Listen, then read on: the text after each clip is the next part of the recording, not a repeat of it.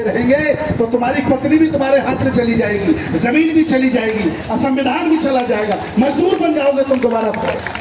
इसलिए हमें अपने हक अधिकारों के लड़ना पड़ेगा, अपनी वस्तुओं की, अपनी विरासत की, अपनी संस्कृति की रक्षा करनी पड़ेगी।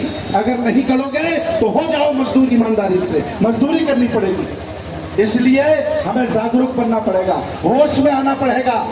और ये जो बहुजन मैत्री का कॉन्सेप्ट है, मैं 2 साल पहले आया था राहुल सांस्कृत्यायन प्रेक्षागृह में, उस कार्यक्रम का नाम भी यही था, श्रमण संस्कृति आंदोलन एवं बहुजन मैत्री सम्मेलन, यही नाम था ना, वही नाम आज है। ऐसी कोई ओबीसी की जाति नहीं जिनके घरों में हम घुसे नहीं। हमने नाई नहीं छोड़े, सविता नहीं छोड़े, हमने रमाकांत यादव का घर भी नहीं छोड़ा।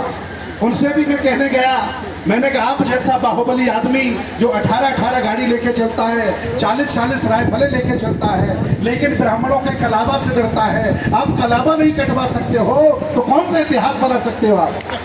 रमाकांत यादव को लगा कि नहीं लगा? और कहा कि मैं भी शूद्र हूँ। और देखिए वो धीरे धीरे बौद्ध भी लिखने लगेंगे ना।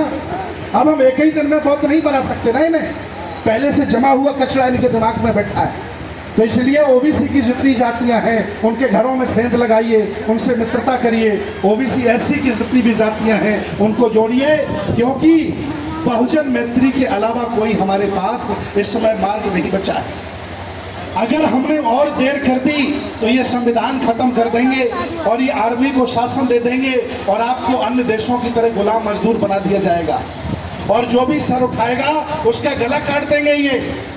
अरे मैं हमेशा हथियारों के साथ थोड़ी रहता, अगर ये चाह ले मुझे मारना तो मार नहीं सकते क्या?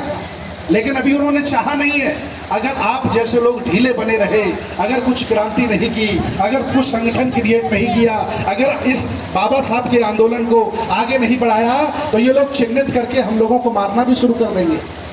इसलिए इसके पहले ही जागरूक हो जाइए और हम लोगों को ये मिशन बचाने के लिए, भगवान बुद्ध का मार्ग बचाने के लिए लगना पड़ेगा।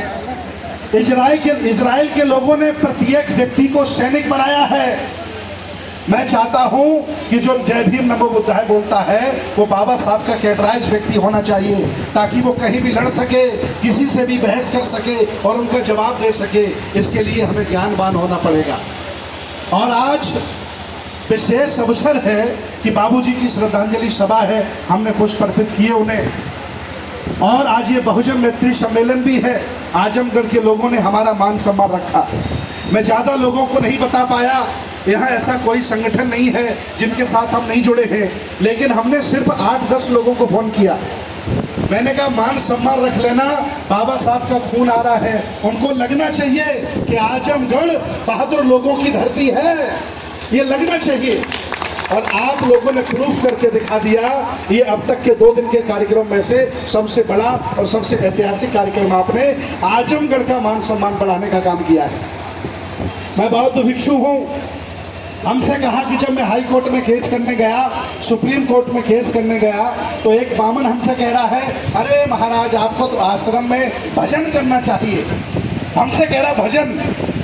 हमने कहा भजन आप करो, आप क्यों हमने क्या एडवोकेट बनकर के आ गए हो? मंदिर में जाके भजन करो, क्यों वकील बन गए हो आप? विचार करिए ये कैसे समझाते हैं। अगर मैं क्रांतिकारी बात करता हूँ, हक अधिकारों की बात करता हूँ, तो हमसे कहते अरे भंते जी आपको विपस्सना करना चाहिए था, शोतपन्ना, सरगदागामी, अनागामी, अरहत बनना चाहिए था। मैंने कहा अरहत बनने से पहले अपने लोगों को बर्बाद कर दूं क्या? इसलिए हमें जागरूक होना पड़ेगा, लगना पड़ेगा। और आज विशेष आभार इस बुद्ध विहार कमेटी का, विद्यालय कमेटी का, और जितनी भी समिति यहाँ प्रबंधक कमेटी है और जितने भी संगठन हैं